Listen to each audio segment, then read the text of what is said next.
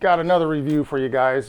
Best Arc has sent me one of their welders, and just want to give a big shout out to these guys here. They've been absolutely wonderful. All right, so this thing, like, first of all, this thing is extremely light. Like, look at this. I can hold it all the way out, fully extended with my arm. I doubt this thing weighs 10 pounds, which you know, this is a 110 220 model. So let's take a look at the machine first of all. All right. So this has got the 220 plug, and of course we're going to put that thing through its paces and see see how that performs.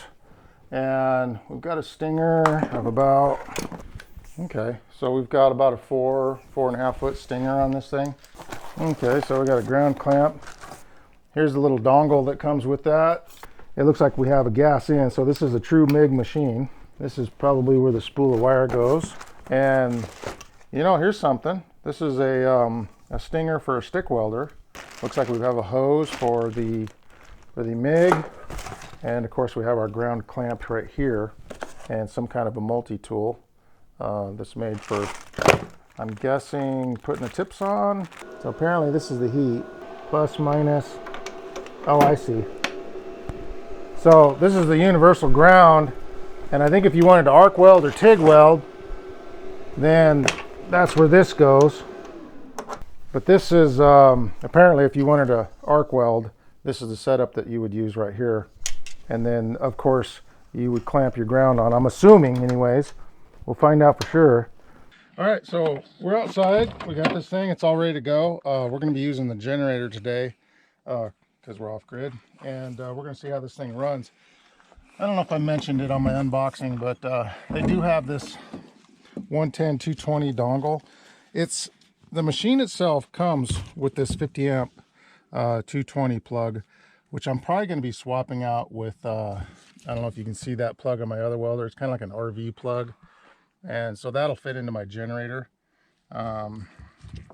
And then I don't know what I'll do for the 110 plug, but I'll probably just exclusively run this off my generator. So in a minute we're going to try this on 220, but we're going to try it on 110 first. So over here, first thing we're going to try it on, I've been wanting to put these on my truck, these little D-rings, because there's really no place to tie anything on. So this is the perfect opportunity to try this machine out. So I've got this cleaned up, and we're going to see if we can weld that right there. I'm going to go start the generator. I'm going to flip the machine on. And it takes a second to boot. We're going to try and crank this. First of all, we're going to go on MIG. It's on MIG. Not sure what MMA means. Guess that's probably stick welding. And it's all the way turned up. 20 amps, 125 amps, 20 volts, something like that anyways.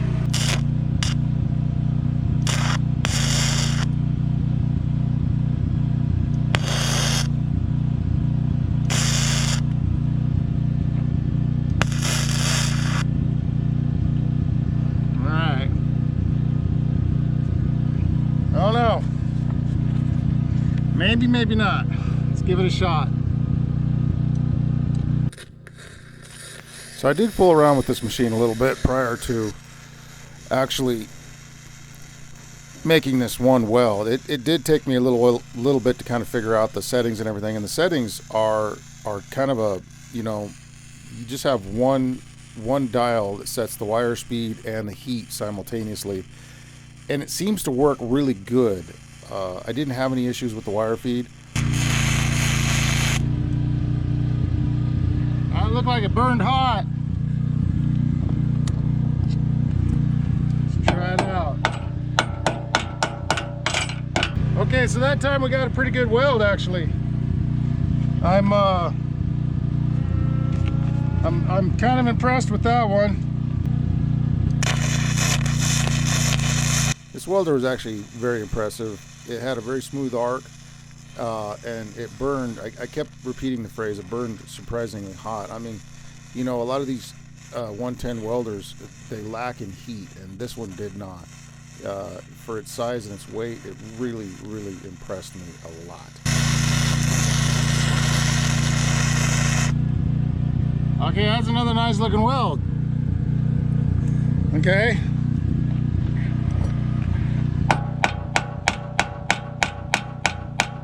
too bad. Okay, I'm halfway impressed with that. What I am not impressed with, and it's understandable, I mean, it's an inexpensive welder.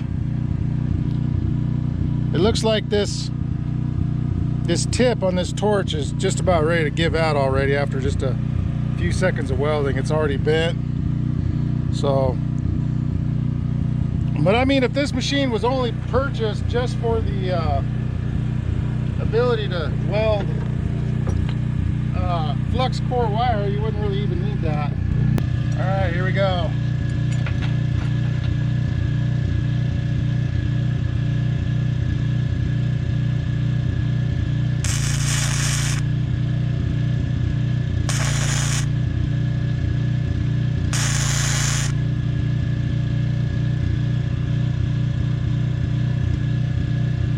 I can tell immediately that those are much stronger welds. Just that tack felt better. And you know, just a little update on this video. Since I've made it, this welder's pretty much been in my truck ever since. I've been using this welder for several weeks now, intermittently on different small projects. You know, there's always something popping up, something breaks. I just need a little short weld here, a little short weld there. This welder is perfect for that. I gotta tell you, that's hot. That's burning very hot, and that's actually kind of impressive. That was a good hot weld, so I can tell that's on there really good. Let's weld this other side. This little welder is just so handy, and you know, look, if I found a flaw in this thing, you know, I would immediately tell you. And in fact, I did point out how the torch, you know, feels a little cheap, and it's kind of a minor thing to me. Yeah, another good hot weld, and let me get that pinhole. Actually, it's kind of surprisingly hot. And I would easily compare the heat to my Lincoln, and you know, just a quick point of interest here. But I had an opportunity to use like a Harbor Freight, I forget what those are called, welder not that long ago. This has got a really stable arc. It's a very smooth sounding. It doesn't have a lot of crackle, just a nice hiss. I don't know what that means. I'm not a welder. So the Harbor Freight or the Chicago Electric welders do not have a stable arc at all. I did not like the one. That's a nice weld, and I think it's a very strong weld. I don't think it's going anywhere. No, that's a good strong weld. Beat the hell out of that thing just to kind of demonstrate that, you know, that this was a complete weld with good penetration, and that's sort of what I'm emphasizing here with, you know, the heat. When I hit it like this, it tapers in. It's rather thick material down here in the core of this area here. You can get a close-up view of, you know, that's every bit of 3/16 right there, so that's pretty good. What's kind of cool about this machine is the lightweightness of it. I mean, it's ridiculously light. Now, what's that going to mean for long term? I guess we'll find out. This is right next to my gas tank, so I got to be kind of careful here. Set the whole place on fire. All right, let's give it a shot. Yeah, that was a good tack. That's what a tack should do. So, kind of welding like my Lincoln now.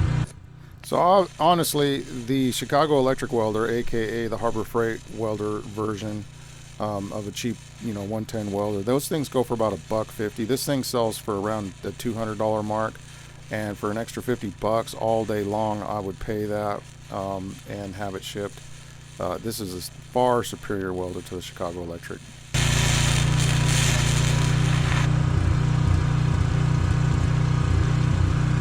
I think I flipped the breaker again on my generator. Let me try it.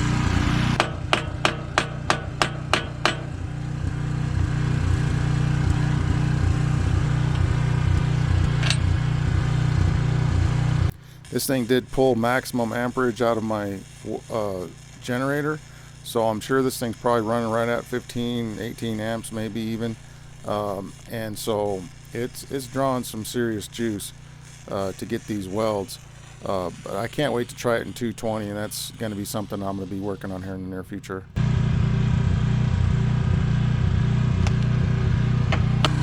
Well, there you have it, folks.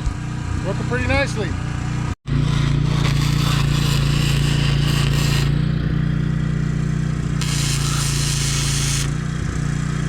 This post driver takes a ton of abuse, and this is actually the first crack I've had in this thing. I've built miles and miles of fence with this thing, and so I'm going to weld that up. And generally cracks are kind of hard to repair because it'll re-crack in the same spot, but so far so good with this weld. I cleaned it up, opened the gap up, and filled it in real nicely. It should hold.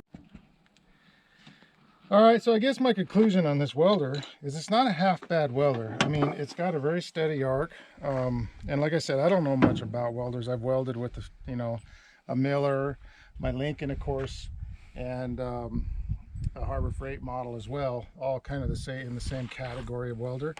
This arc is very smooth on this thing. This thing burns really hot, surprisingly hot actually. And again, it's got just the little spool of wire, which I've probably gone through about half of it already. So these things burn up pretty quick. It don't take much to go through a spool of wire. But overall, for $200, I would definitely buy it. In fact, I would probably, if you guys are looking at a Harbor Freight welder, this I think I would probably purchase before a Harbor Freight welder. Does it rate right up there with a Lincoln or a Miller? I don't think so. That waits to be seen. I mean, there's some parts on here that are fairly, cheap, This here doesn't quite center very well, if you can see it, the little cup here. And maybe there's an upgrade for a torch that you can buy for one of these. The torch is pretty cheap, and honestly, it's probably one of the first things that'll probably go on this. But if all you're doing is welding with flux core wire, you could probably discard this and get one of those little shields, one of those little rubber shields that goes over this end of it to protect it. And I'm going to try this on 220. We kind of ran out of time today, but I'm going to give you guys an update on this. This is definitely going to get used over the next couple of months, and I'll come back to you guys on an update and let you guys know what I think of it. But we did have a little bit of a problem with the when you set this up for flux core, you have to remember this part of the whip is for the stinger, and this is your ground.